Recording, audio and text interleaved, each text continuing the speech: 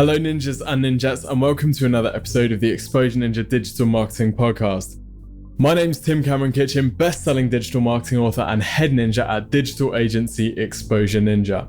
In this episode, I'm joined by Ryan Stewman. Ryan runs hardcorecloser.com, which is a site all about how to sell more. The reason I wanted to get Ryan onto the podcast is because his backstory is incredible. Most of the people I talk to, pretty straightforward backstories, got interested in digital marketing, tried out some stuff, it started working, and then we kind of grew from there. Well, Ryan's been to prison twice for drugs and guns, so he's got a pretty different story, but the great thing about Ryan is that he's used that story to his benefit, right? We always say, sell what you got, and Ryan has really used that to build his brand around, and his authenticity has really helped to grow his audience on social media. So we're going to be talking about how he uses his blog, how he integrates his story with his blog, and also how he builds his audience on Facebook as well. He sells a lot of courses through email, so we also dive into his email marketing strategy too. Really fascinating guy, really interesting episode, so I hope you enjoy it. And don't forget to head over to Facebook and join our Exposure Ninja Digital Marketing Mastermind. If you've got any questions at all about your digital marketing, then just search for Exposure Ninja Digital Marketing Mastermind, request to join, and we'll let you in. Some super sharp people in there, so if you ever want any feedback on your ads or a blog post, or you can't figure out why your landing page isn't converting, just drop it in the group and we'll be happy to help. Anyway, without further ado, enjoy the show.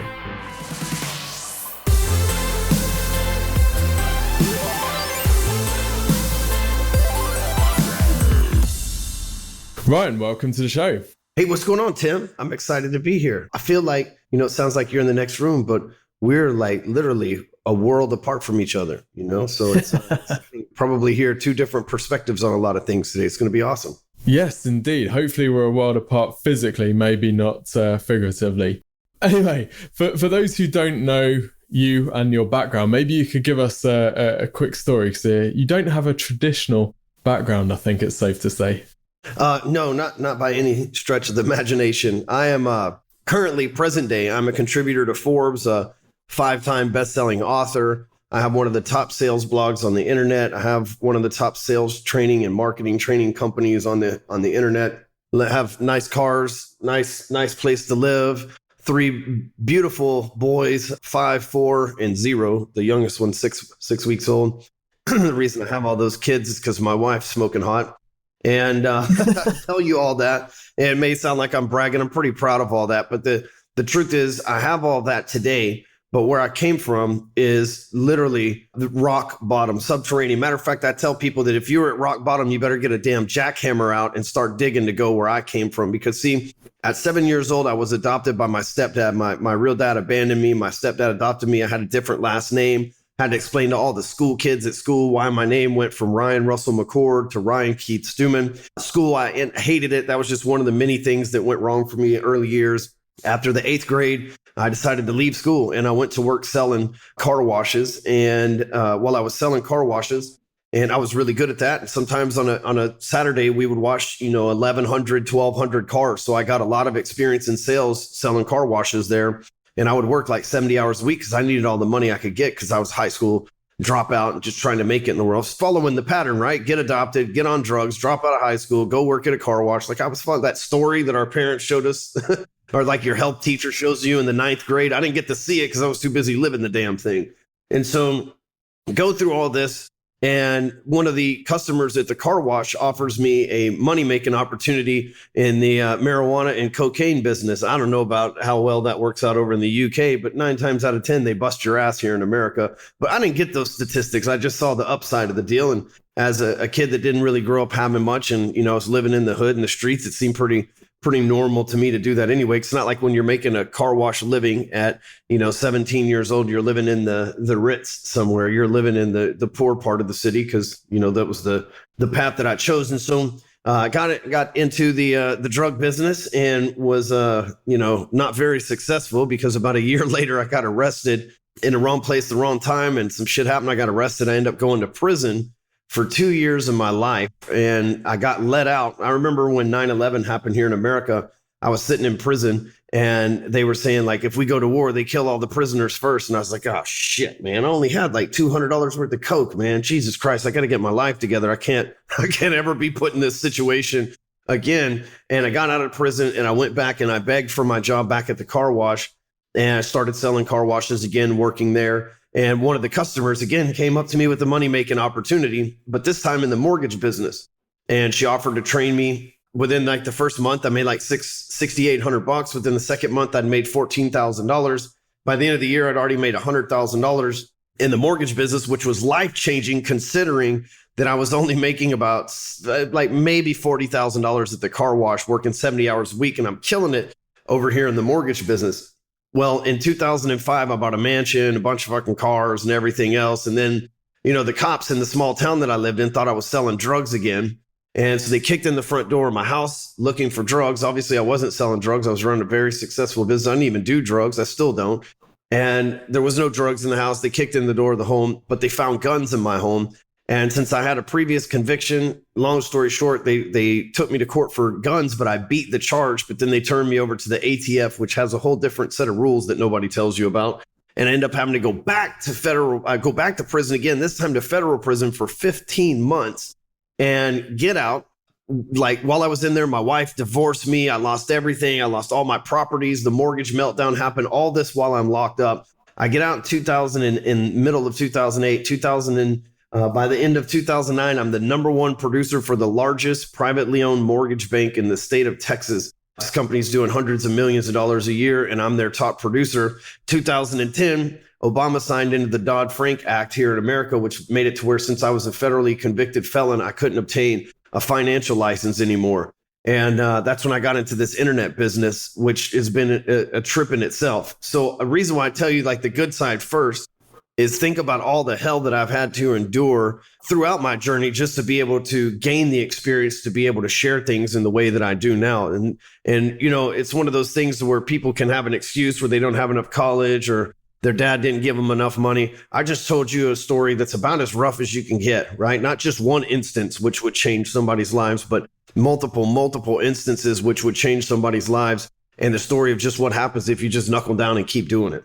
Yeah. And I think your story is it's incredible how you've used your story with your current business and how you kind of use that to build authenticity and credibility, which we'll talk about later. So maybe you could take us through what you're doing at the moment with Hardcore Closer and how you started off using social media, wasn't it? And how you started in this, the fun internet world. Yeah, that's kind of a cool story. So in 2008, I got out of federal prison, and my sister, who's about 10 years younger than me, introduced me to Facebook.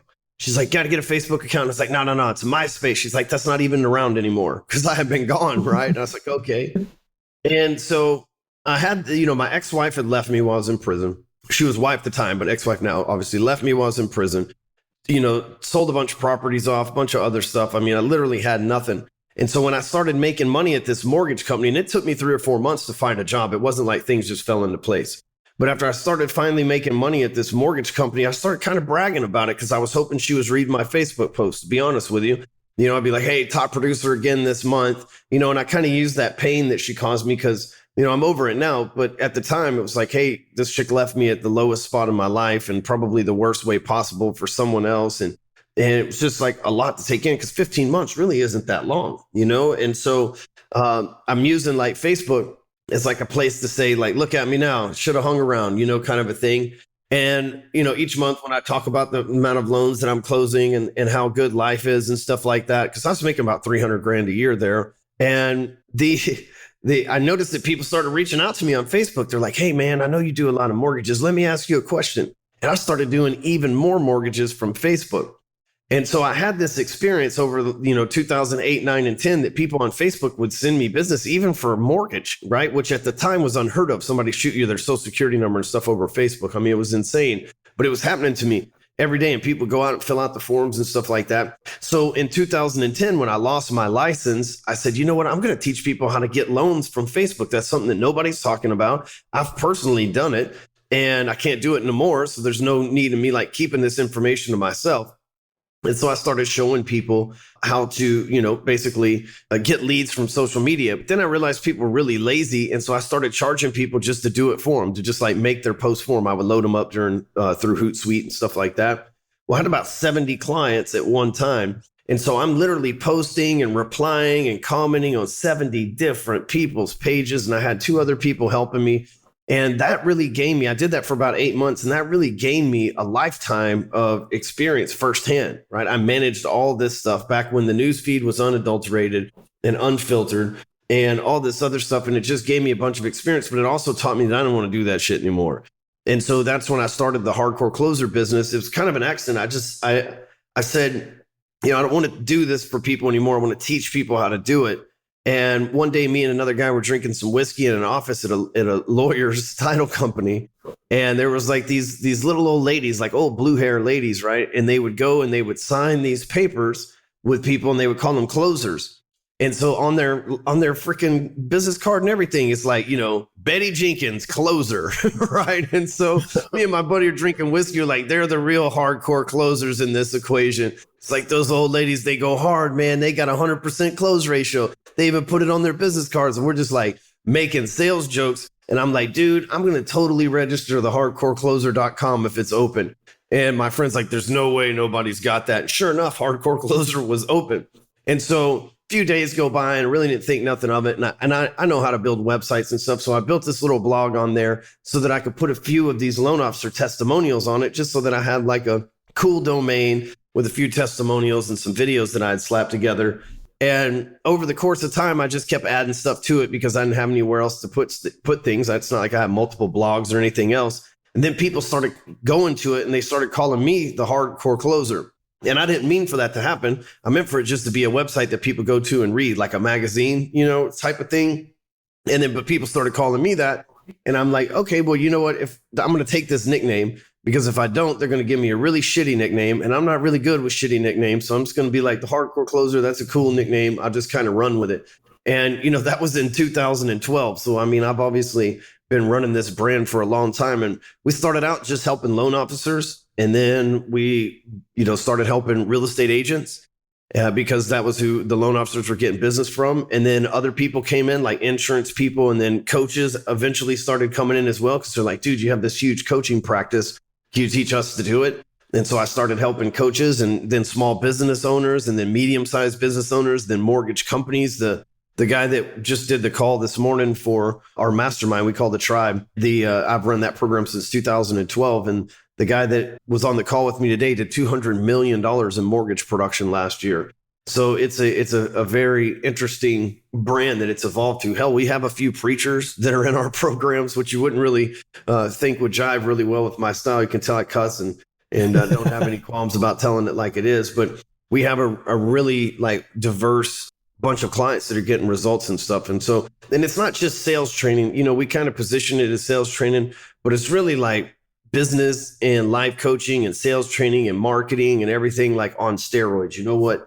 We don't do it for you, but we can teach you anything. I spend $3,000 a week in Facebook ads. I spend about $4,000 a month in YouTube ads, like that I'm personally doing stuff. I write all the blog posts. We have a system. And so we have all these training and content and the way that we make things flow based around really all the stuff that I've done because I'm teaching from experience. So your business now is selling training courses and masterminds and coaching and live events, which is obviously ridiculously competitive. And it's so difficult to kind of stand out in that market, right? So many players there and a lot of people who've been doing it a lot longer than you. But the way that you've used your story and you super, you're really proud of it, aren't you? And that just, I think, brings so much authenticity. So the reason I wanted to get you on the show today was to kind of help people who have a story in their background, which maybe they're a little bit scared of using, or they're not sure if their personal story is really relevant to their business. When it came to being open and kind of telling people about your background, were you ever unsure about how that was going to be perceived by your target audience? Yeah, you know what? That's a real good question, Tim. So yeah, there was a time in 2007 when I got the word. It was April of 2007 when I got the word that I was going to have to go to federal prison for 15 months. Up until that point, I believed that I was going to get parole because I wasn't doing anything wrong. And clearly it was a mistake on their end, but man, they were relentless. But it was all for a reason. I could sit here and take 10 hours of your time to explain it all, but just know that it was all for a reason. It was strength conditioning for me to get where I am now. And that's what your story is too. You know, you're listening to this, that's what your story is. It was the strength conditioning that it took for you to get where you're at now. But moving on, you know, I go through the federal prison thing and I get out. And while I was in there, I read a bunch of books. I read the Bible. I read the Bhagavad Gita. I read the Quran. I mean, I have all this time on my hands. I didn't do nothing but lift weights and read. And so when I came out, I thought, you know what? I'm going to go to church every Sunday. I'm going to act right. I'm going to do everything accordingly. And so I started, you know, I tithed 10% of my income. I made 300 grand. Gave 30,000 to the church. I helped this church refinance a lot of its members to where they could buy this new church. And like, I really was involved. I was there directing traffic on Sundays, but it wasn't me. You know, I was pretending because I was so scared to go back to prison. I was pretending that even though that the 2 times that I went, you know, they probably both could have been avoided. But again, it was my path. But I was so scared of going back to prison that I thought going to the extreme other way was the only way that I was going to be able to keep myself in check. And so people would ask, hey, where were you for the last 15 months? And I'd be like, oh, you know, I was working in North Carolina on a big construction process. You know, sorry about that. It's like, oh, man, you didn't even post anything on Facebook about it. It's like, oh, yeah, sorry about that. I was just like so enthralled in the thing. And people knew I was bullshitting them, you know? Yeah. But we play this game with people, Tim. We play this game like I tell you a bullshit story. Then you repeat some bullshit story that you've been telling yourself for a little while. We both know it's bullshit, but we act like it's not bullshit because we don't want to call each other on our bullshit because then we'd have to confront our own bullshit. And it's this game that we play with each other. It really is. And so I started playing that game. Well, you know, here I was doing mortgages, going to church on Sunday and, you know, living that life. I wore a suit to church or a suit to work or at least, you know, a nice collared shirt and some khakis, look like Jake from State Farm some days. And, you know, go through, that's an American joke. I don't know if y'all got that commercial. No, well, straight over my head, mate. I go, you know, to work and I'm like trying to fit this persona.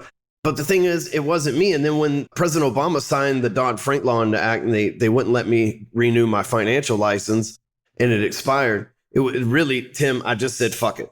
You know what, man, I did it. You know, I went in and got a legit job. The cops kicked my door in and took me to prison, right? I get out of prison, I go to church and I get a good job and I don't do any drugs and I mind my own business and I become an even more model citizen than I was the previous time.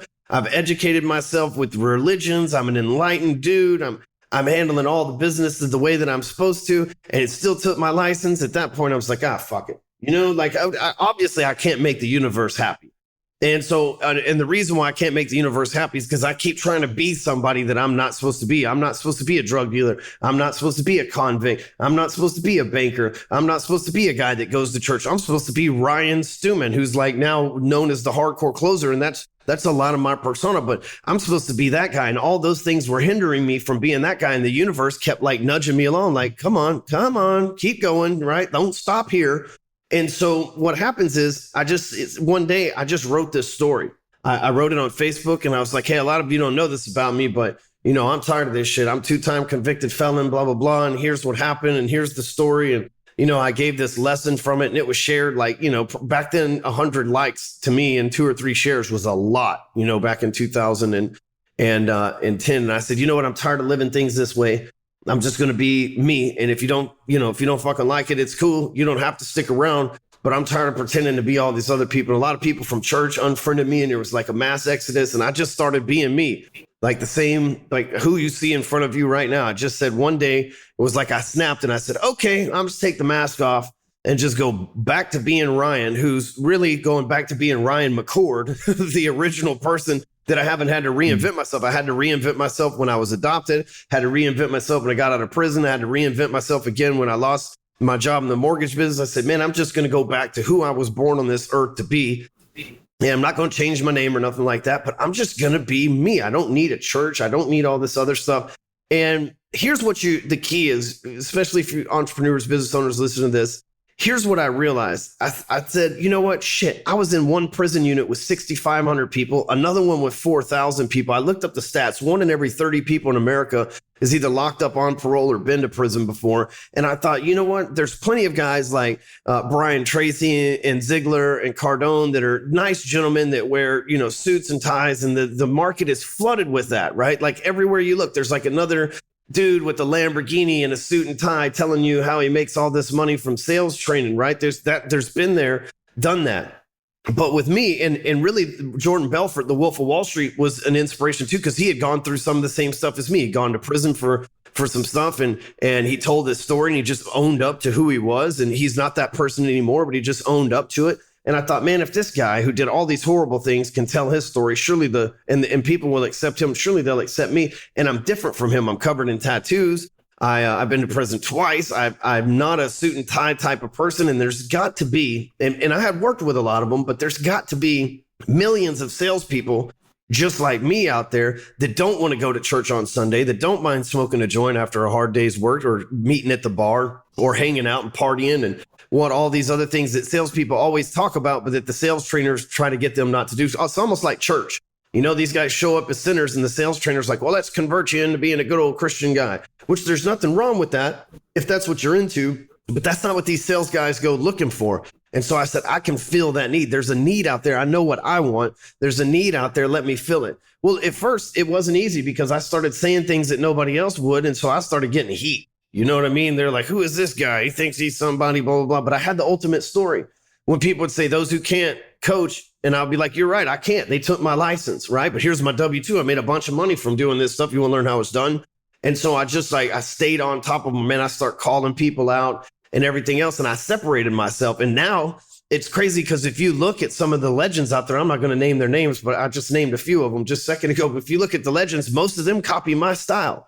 And they'll deny it up and down, but you see them cussing and talking about their drug history and all this stuff because they know that I broke the taboo. I'm like the ultimate disruptor into this industry, whether it be coaches or whether it be the sales trainers or whatever. It's like I'm the ultimate disruptor out there. And so now, for 3 years, they fought me and talked bad about me and everything else. And now I see them copying a lot of the same stuff that I did back in the day. And that's good for them. They're just making the evolution too. But I saw a huge need for the hardcore closer to come out versus some dude in a suit and tie talking about, how you got to go, make 100 million cold calls and then go to church on Sunday and get your life together and, give to charity. I don't give a shit what you do with your money. I just want to help you make more of it. So hopefully we can solve some of your problems, And it just really set me apart. And that's what it took to stand out. And for those of you that are business owners, you want to know what's going to take for you to stand out from your competition. It's individuality.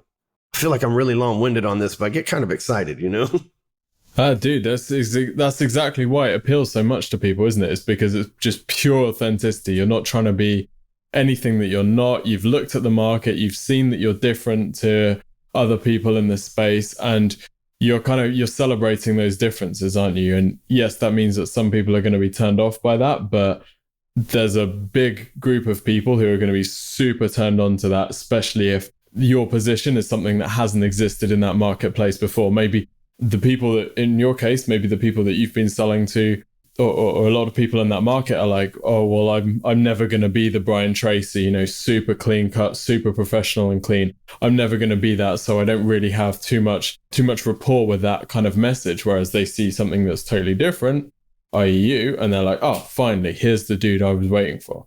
Yeah, exactly. I want to kind of change tack a little bit and ask you about your blog, because from my perspective, it looks like the blog has been really central to the growth of the business.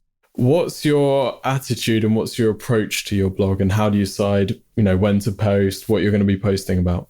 Well, I started that thing in January of 2012 that, like I told you, it was kind of by accident. But now I think it has 720 something posts on it and another 800, I believe, pages of different offers and stuff that we've created over the years. I have an idea, and at first I wasn't that good at writing. So I have an idea and I'd make a video about it and I'd post it on there. And then I started taking a bunch of writing courses like John Carlton and Harlan Kilstein and Scott Harris. And I just started learning everything I could about improving my writing skills. And so I just started using that thing to practice. And in the beginning, I only got like 400 or 500 views a month anyway. So I'm like, it ain't like anybody's looking at this shit. So if my writing isn't any good, it's only just a place for practice, like a diary kind of thing. Through time, though, after I read a book by John Carlton called Kick-Ass Copywriting Secrets of a Marketing Rebel, it was like overnight, that book snapped for me, and it transformed my writing skills. Like not almost overnight, like overnight, it changed how I wrote. That it reframed the whole thing. And so I started getting real serious. This was in about 2014. I started getting real serious about writing after that book. And I started, different processes. Now, what we do is every Sunday night, I write 2 or 3 blog posts. And then I've got my producer who we do the podcast, and then he writes the blog post that goes with the podcast and uploads it and everything else. Then I've got Whiteboard Wednesday, which we do like a whiteboard training with my camera guy, which all he does is come over and shoot for 12 minutes and then leaves and makes the blog post and everything else. So we've got a system now to where I write 2 blog posts on Sunday.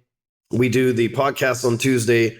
We have Whiteboard Wednesday. And then I do a book review every week on there as well.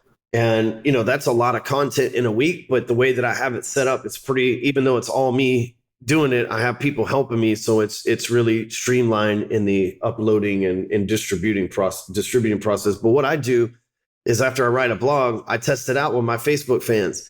If they like it, then I can consistently send them, I run ads to it, or I send them more stuff just like it through our email list. If they don't like it, I don't run ads to it, and I just move on to the next one. So I just really still treat that blog like it's a one giant split test, and I'm using my Facebook audience and my LinkedIn audience as the people that tell me if I've got the headline right or not. That's super interesting. So just so I understand, your process is you'll write a post, you'll share it on Facebook. If it starts getting traction, then you'll put some boost behind it to grow its visibility even more, right? That's it. That's awesome. So are there any kind of patterns that you've learned about what makes a compelling headline or what makes compelling topics in your particular case? My method really is I read a lot. So when I read, I come up with ideas, and I'm always trying to do stuff that other people haven't. So the last thing, a lot of people, you can just go to entrepreneur.com and see what the top trending subjects are, and you can just replace their words with yours in the headline. That's really easy to do. For me, I figure that if they want to read that, they'll probably read it from somebody smarter than me over at Entrepreneur. So what I do is I try to come up with something completely out of the box, different.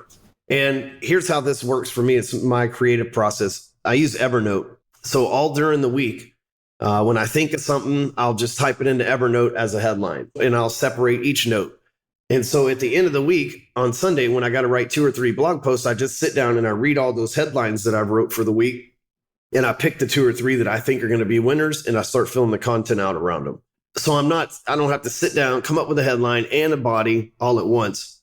I've got a nice little process. Same thing that we do with our videos. We're going to make a video every single week. So I've got to make sure that I'm consistently coming up with video titles as well. So I write a lot of headlines, but the key is there's one way that's always works well. It's like how to get X without having to do Y, X being what they want, Y being what they don't want.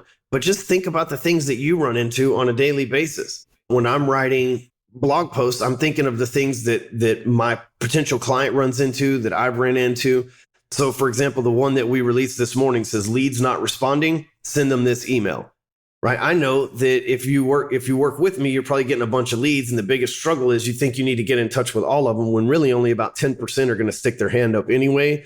And so this gives you a template email because I know that's what people need. The next one after that says this B2B strategy gets you in front of the decision maker fast. If you're a B2B salesperson, that's exactly what you want to do. Skip the gatekeeper and get in front of the decision maker as fast as you can. And so I know these are things, and these are just from yesterday and this morning out there on the blog. I know these are things that are facing the sales community on a daily basis because that's who I am.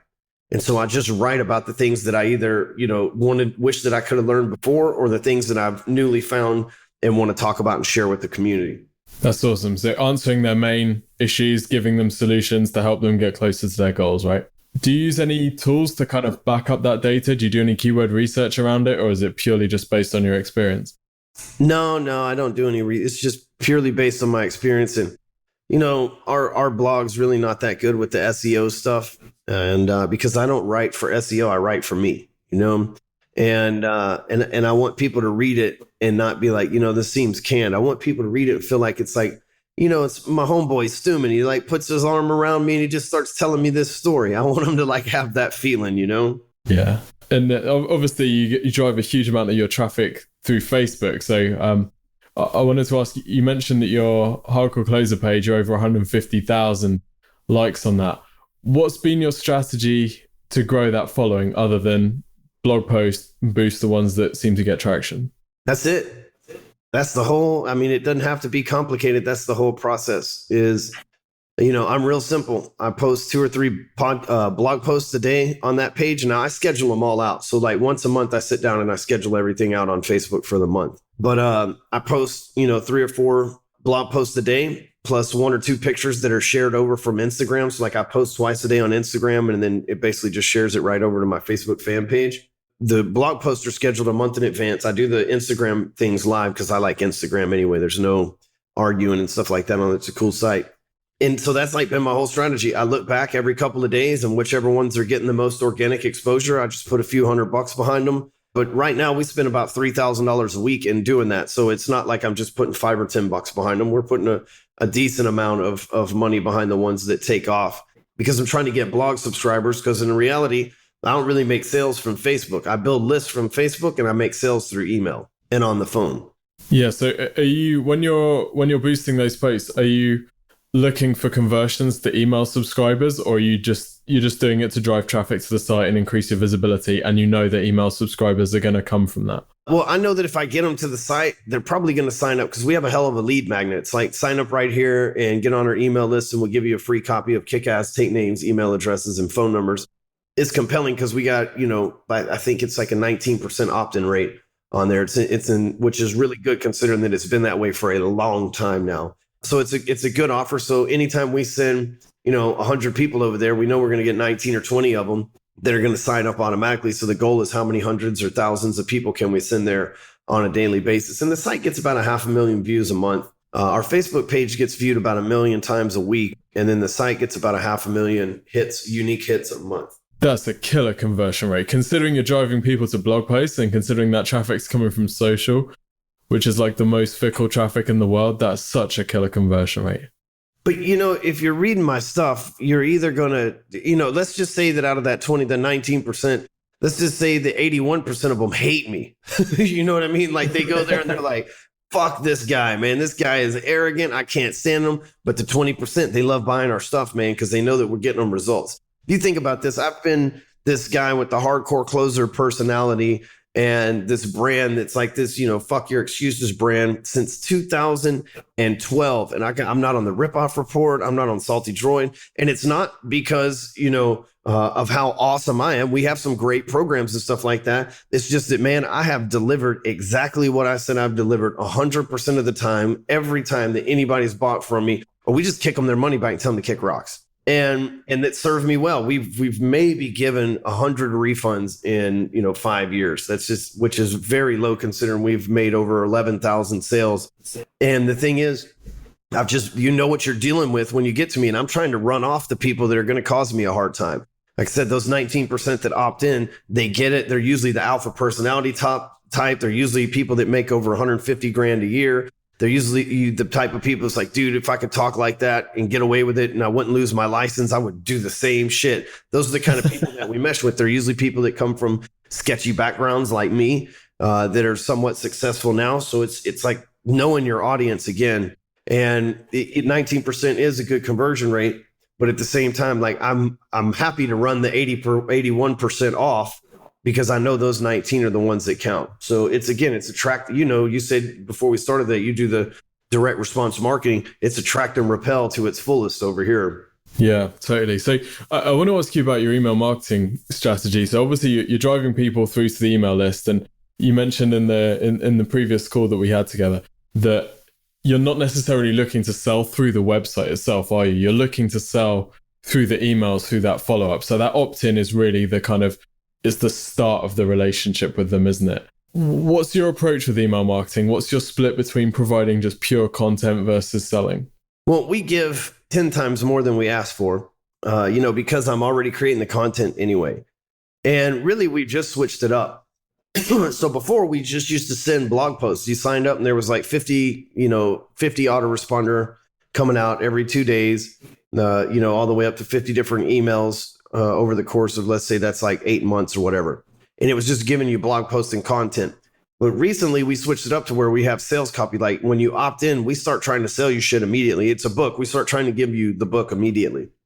Because when people buy the book, they generally take us up on the upsells that come along with the book. And that's where we really make our money. So we start trying to get the book in somebody's hand immediately. The book's badass. It's elevatortothetop.com if you want to check it out. But the book's badass. And so we want to get that in somebody's hands first and foremost. And then from there, we just, that's what we've made the switch to. And I used to send out blog posts every couple of days, like, the latest blog post, hey, you got to check this out. But now we do a weekly recap, kind of like Inc. magazine does, where you send out a weekly email with like the top blog posts for the week. Well, Inc. obviously publishes a lot more than I do. So mine just has my 3 or 4 blog posts that I did that week that come out. So they get the content every Sunday night. And then for the first 4 or 5 days that they opt in, we're trying to get a book in their hand. That's been our whole process. And after that, it's just we email them once a week, unless I'm doing a promotion or got, something that's really important. It's like, dude, you got to read this. Like I wrote a blog post last week. It's called something about psychology hack to pre-frame into your sales pitches. And it's something it's called Sales Hack, Overcoming Prospect Objections Within Your Sales Pitch. It's something that I like really felt like everybody needed to know how to do this. And so I sent it out to the list, but that's probably the first time that I've emailed them randomly like that in probably 2 months. So you do the weekly recap emails, and I want to ask about the book, because you're obviously selling much higher ticket products and events and masterminds and stuff. Do you feel like the book is a gateway drug to get people hooked on buying your stuff? Or is this just for the people who aren't, they're never going to buy a course? What's the purpose for the book sale there? Yeah, so this is the first time we ventured into, so we call them kangaroos, right? People that want free shit, because like kangaroo, their hands, they don't reach in their back pocket where their wallet would be, but they're just short enough to reach in their pouch where they can put a bunch of free shit that you give them, and then just like hop out of your life, right? They opt in, they don't ever buy nothing, they keep taking all your content and disappearing. We call those people kangaroos, and like that's like our cult language there. And so this is our first time to go into kangaroo territory, because most of my products are $5,000 and up. And we've sold, hundreds of thousands of books at this point between my 5 books. But I had never given one away. I'd always just kind of let Amazon deal with that. So at first, man, when people would hit like the refund button, or they would say, hey, where's my book? I ordered it a week ago. It would weird me out, because I'm used to taking $5,000 from somebody and them never complaining. So I'm like, dude, we give you a free book and you're bitching? Like, what? You know what I'm saying? Like it was like the word I can only use, like it was befuddling to me. He's like, but wait, man, I take $5,000 from people and they send us champagne bottles to my office. I gave you a book and you're bitching. And so it really was a huge change for us. And so at first we just want to get the book in people's hands, because there's sales pitches all throughout the book. First of all, the book is called Elevator to the Top. You can get it at elevatortothetop.com. And what the Elevator to the Top is like the book is the ground floor of our elevator. You get the book for free, and then we offer you a $47 upsell, which will be the first floor. Then we offer you a $297 upsell, and then a $2,500 upsell, and they all bankroll into one. And then from there, once you get in the program, we look to try to get you to our live event, which is an additional $5,000. And then when we get people to the live event, a lot of them convert into our $30,000 a year mastermind program we call the Tribe.